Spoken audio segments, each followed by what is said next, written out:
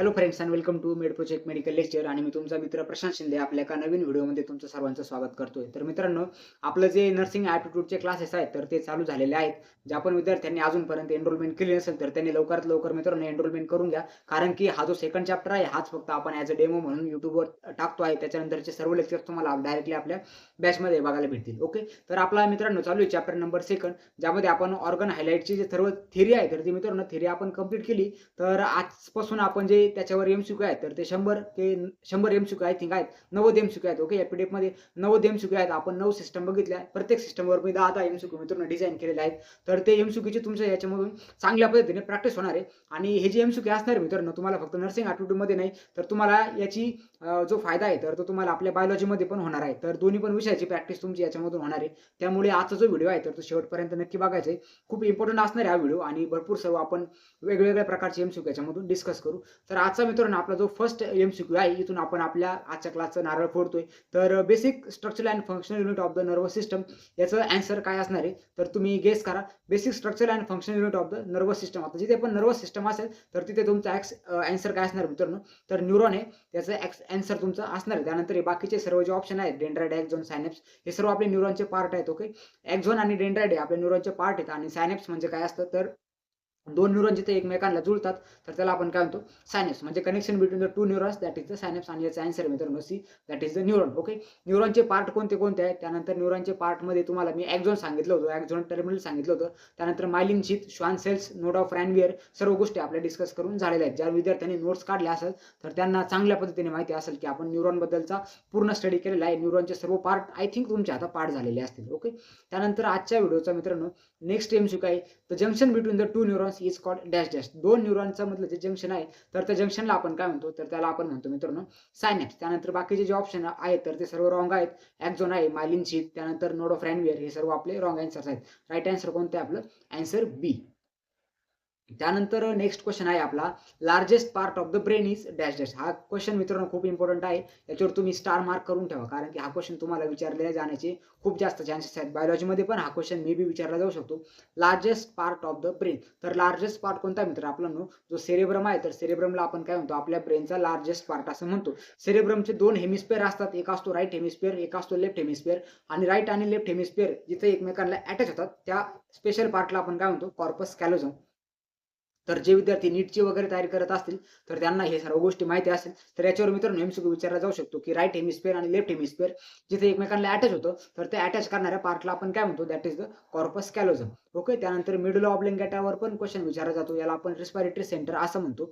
त्यानंतर पॉन्स आणि सेरेबेलमवर सेरेबेलमला आपण काय म्हणतो हाइंडब्रेन किंवा जो छोटा मेंदू असतो त्याला आपण सेरेबेलम असं म्हणतो. त्यानंतर 4th नंबरचा जो क्वेश्चन आहे तर thinking and memory are function of the dash dash. Thinking आणि मेमरी हे कशाचे फंक्शन आहेत तर हे सर्व आपल्या सेरेब्रमचे फंक्शन आहेत. मेनली जर बघितलं तर आपलं जे प्री फ्रंटल कॉर्टेक्स आहे तर ते याच्यामध्ये मित्रांनो हेल्प करत असतं. जे आपले सर्व इमोशन्स वगैरे जे असतात तर ते सर्व आपल्या प्री फ्रंटल कॉर्टेक्समध्ये मित्रांनो होतात. त्यानंतर coordination and balance are control by the dash dash. आपलं जे बॉडीचं कोऑर्डिनेशन आहे त्यानंतर आपण जे बॅलन्स करून उभं राहू शकतो तर हे आपलं फंक्शन कशाचं आहे तर याचा आन्सर काय मित्रांनो तुमचं सेरेबेलम. ओके, तर सेरेबेलम, सेरेब्रम आणि मेडुला तीन गोष्टींवर तुम्हाला एमसीक्यू विचारला जाऊ शकतो. सेरेब्रमवर काय largest part of the brain, त्यानंतर थिंकिंग आणि इमोशन सेरेब्रम मध्ये होतात. त्यानंतर बॉडीचं बॅलन्स आणि जे कोऑर्डिनेशन आहे तर ते कोण करतं सेरेबेलम. आता हे तुम्हाला कसं करायचं ध्यानात. फॉर एक्झाम्पल इथं डबल एल आहे बघा, डबल एल आणि बॅलन्स हा जो एल आहे तर तुम्हाला ध्यानात ठेवायचा आहे. ओके, सेरेबेलमचा एल म्हणजे बॅलन्स. ओके, तर बॅलन्स आपल्याला करण्यामध्ये सेरेबेलम हेल्प करतं.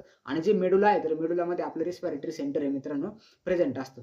त्यानंतर ज्या विद्यार्थ्यांनी अजूनपर्यंत बॅच घेतली नाही तर त्यांच्यासाठी इथे मित्रांनो आपलं ॲडव्हर्टायझिंग पोस्टर आहे. तर 499 रुपये आपल्या या नर्सिंग ॲप्टिट्यूडच्या बॅचची मित्रांनो फी राहणार आहे.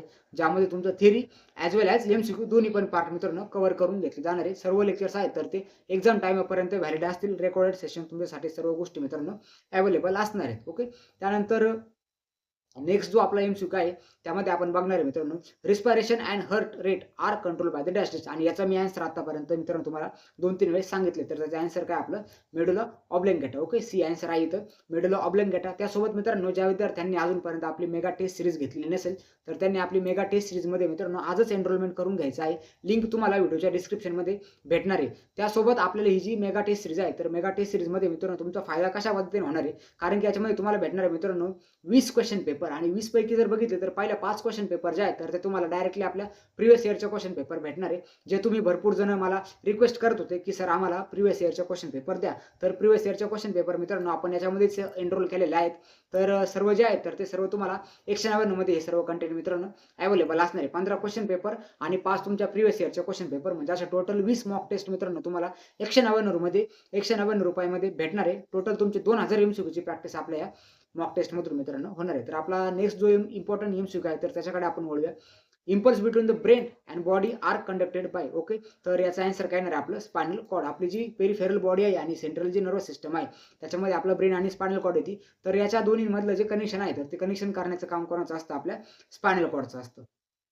त्यानंतर नेक्स्ट इम्पॉर्टंट क्वेश्चन आहे which is the not part of the nerve system. खालीलपैकी कोणता नर्व सिस्टमचा पार्ट नाही. न्यूरॉन, त्यानंतर सायनॅप्स, त्यानंतर नेफ्रॉन आणि त्यानंतर स्पायनल कॉर्ड. तर याचा आन्सर काय असणार मित्रांनो जे नेफ्रॉन आहे तर नेफ्रॉन आपलं नर्वस सिस्टमचा पार्ट नाही. तर हा आपला कशाचा पार्ट आहे नेफ्रॉन. नेफ्रॉन हा आपला जेनेटल सिस्टमचा युरोजेनेटल सिस्टमचा पार्ट आहे किंवा त्याला आपण एक्सक्रिटरी सिस्टम असं पण म्हणतो. ओके, नेफ्रॉन आपले structural and functional unit of the kidney म्हणून पण ओळखलं जातं. त्यानंतर न्यूरॉन म्हणजे आपलं structural and functional unit of the nervous system.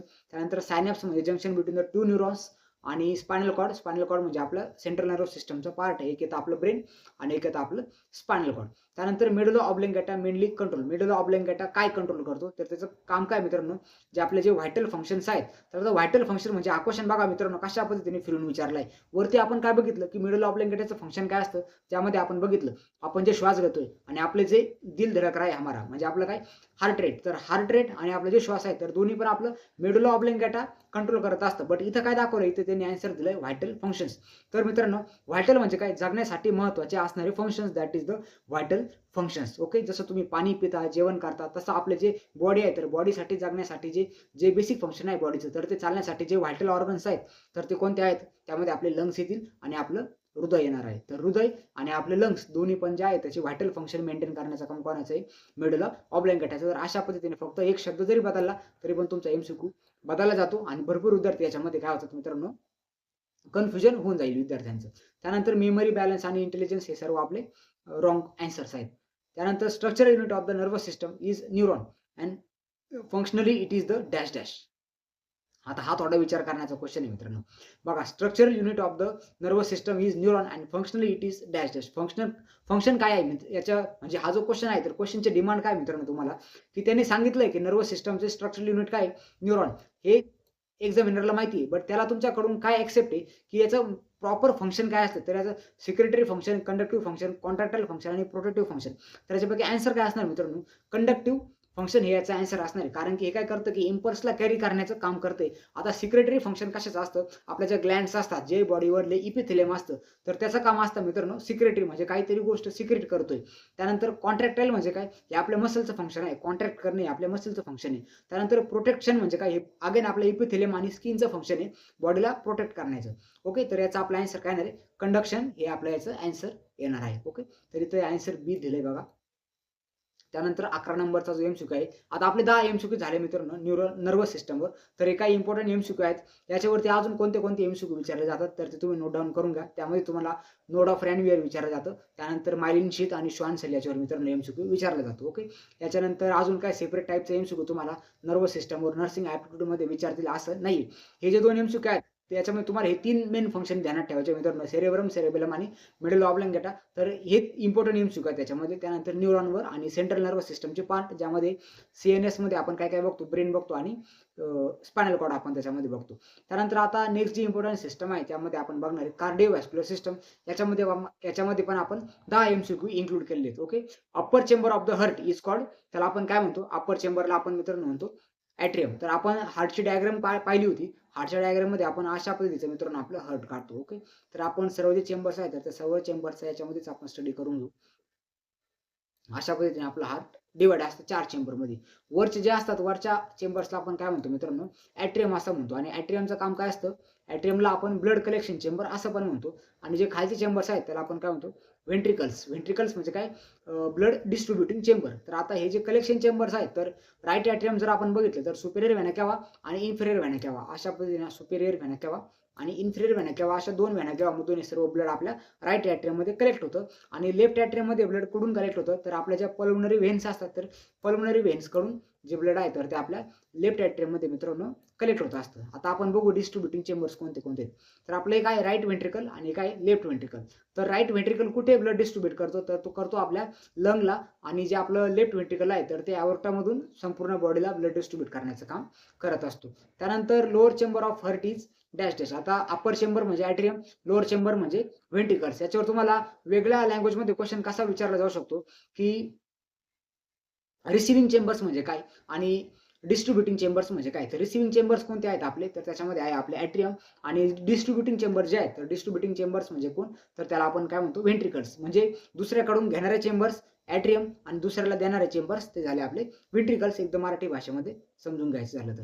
त्यानंतर नेक्स्ट जो क्वेश्चन आहे, largest artery of the body. तर हा पण इम्पॉर्टंट क्वेश्चन आहे. याचा आन्सर मित्रांनो तुमचं काय येणार आहे, ॲओर्टा येणार आहे. तर याच्यामध्ये पल्मोनरी आर्टरी म्हणजे काय असतं, पल्मोनरी आर्टरी म्हणजे अशी आर्टरी असते जी आपलं जे हार्ट आहे, तर हार्टकडून लंग्सकडे जे डिऑक्सिजनेटेड ब्लड आपण घेऊन जातो त्याला आपण काय म्हणतो, पल्मोनरी आर्टरी. त्यानंतर एक आहे करोनरी आर्टरी. करोनरी आर्टरी किती असतात, तर 2 असतात. आता करोनरी आर्टरी बद्दल थोडक्यात आपण जाणून घेऊ. त्याच्यामध्ये आपण डायग्राम काढू. ओके. तर अशा पद्धतीने आपल्याला करोनरी आर्टरीचा स्टडी करायचा आहे. त्यासाठी आपण पहिले निकालेंगे अपना दिन. ओके. आता हे आपलं हृदय काढून झालं. आता हृदयापासून एक जी सर्वात ग्रेटर आर्टरी आहे तिला आपण काय म्हणतो, ॲओर्टा. ओके. हा जो ॲओर्टा आहे, तर ॲओर्टापासून 2 सर्वात पहिले इम्पोर्टंट ब्रांचेस निघतात, जे आपल्या हार्टला स्वतःला काम करतात. आता हृदयाचं काम काय आहे, तर हृदयाचं काम काय आहे, की सर्व बॉडीला रक्तपुरवठा करणं. पण हृदय हा स्वतः पण एक ऑर्गन आहे. जसं तो दुसऱ्यांना ब्लड देतोय, तसं त्याला स्वतःला जगण्यासाठी पण ब्लडची आवश्यकता पडणार आहे. पण हार्ट खूप इमानदार आहे. ओके. हार्ट जर बघितलं तर खूप इमानदार आहे. स्वतःमध्ये ब्लड सेव्ह करून ठेवतो, पण ते ब्लड कधी स्वतःसाठी युटिलाइज करत नाही. ओके. त्यानंतर आता जर बघितलं तर याच्यामध्ये बघा, आपल्याला काय इम्पॉर्टंट ध्यानात ठेवायचे, करोनरी आर्टरीज. तर हार्ट काय करतोय, हार्टला स्वतःच्या आर्टरीज आहेत. जरी स्वतः ब्लड स्टोअर करून ठेवत असेल तरी पण तो त्याच्यामधून ब्लड युटिलाइज करत नाही. तो काय करतोय, आपल्या ज्या करोनरी आर्टरीज आहेत तर त्या करोनरी आर्टरीचा वापर करतोय. तर आता करोनरी आर्टरीज कोणत्या कोणत्या आहेत, तर त्यामध्ये एक आहे बघा मित्रांनो आपली राईट करोनरी आर्टरी आणि नेक्स्ट आहे ती आहे आपली लेफ्ट करोनरी आर्टरी. तर राईट करोनरी आर्टरी आपल्या राईट साईडला सप्लाय करते. भरपूर याच्या ब्रांचेस असतात, त्या तुम्हाला आता स्टडी करायच्या नाही. आणि लेफ्ट करोनरी आर्टरी आहे तर त्याचे 2 इम्पॉर्टंट ब्रांचेस असतात. एक असती एलएडी म्हणजे काय, लेफ्ट अँटेरियर डिसेंडिंग आर्टरी. आणि एक जी मागे जाते तिला आपण काय म्हणतो, सर्कमफ्लेक्स आर्टरी. ओके. तर फक्त एवढ्या आर्टरीचे नाव ध्यानात ठेवा, right coronary artery, left coronary artery. आणि लेफ्ट करोनरी आर्टरीच्या 2 ब्रांचेस, एक आहे ती आपली लाडा म्हणा किंवा तिला एलएडी म्हणा. ओके. एल ए आणि इथं डी. ओके. डी थोडासा छोटा झाला. ओके. एलएडी म्हणजे काय, लेफ्ट अँटेरियर डिसेंडिंग आर्टरी. आणि इकडे येणार आपली एलसीएक्स, तिला आपण काय म्हणतो, LX, left circumflex artery. Okay. तर अशा पद्धतीने ह्या आर्टरीज तुम्हाला ध्यानात ठेवायच्या आहेत. आणि ह्या आर्टरीज काय करतात, आपल्या हार्टला ब्लड सप्लाय करण्याचं मित्रांनो काम करत असतात. ओके. तर आतापर्यंत आपण 13 एमसीक्यू बघितले. बाकीचे जे एमसीक्यू आहेत, भरपूर मोठी पीडीएफ आहे. आपल्याला 5-6 लेक्चर ह्या सर्वसाठी लागणार आहेत. 90 एमसीक्यू आहेत, मी तुम्हाला व्हिडिओच्या स्टार्टिंगमध्ये पण सांगितलंय. ओके. तर भरपूर वेगवेगळ्या टाईपचे एमसीक्यू आहेत, तर ते एमसीक्यू याच्यामध्ये मित्रांनो मी टाकलेत. तर तुमच्यासाठी खूप इम्पॉर्टंट असणार आहे एमसीक्यू. नेक्स्ट जे आपल्या सिरीज येणार आहे. आणि टेन्शन घेण्याचं काही कारण नाही. हे जे सर्व 90 एमसीक्यू आहेत मित्रांनो, तर हे सर्व लेक्चर्स मी तुम्हाला YouTubeवर देणार आहे. बट 3rd चॅप्टरपासून तुम्हाला आपली जी बॅच आहे तर त्या बॅचमध्ये मित्रांनो एनरोलमेंट करण्याची गरज पडणार आहे. येत्या 4-5 दिवसामध्ये आपण हे सर्व व्हिडिओज करून मी तुम्हाला देईल.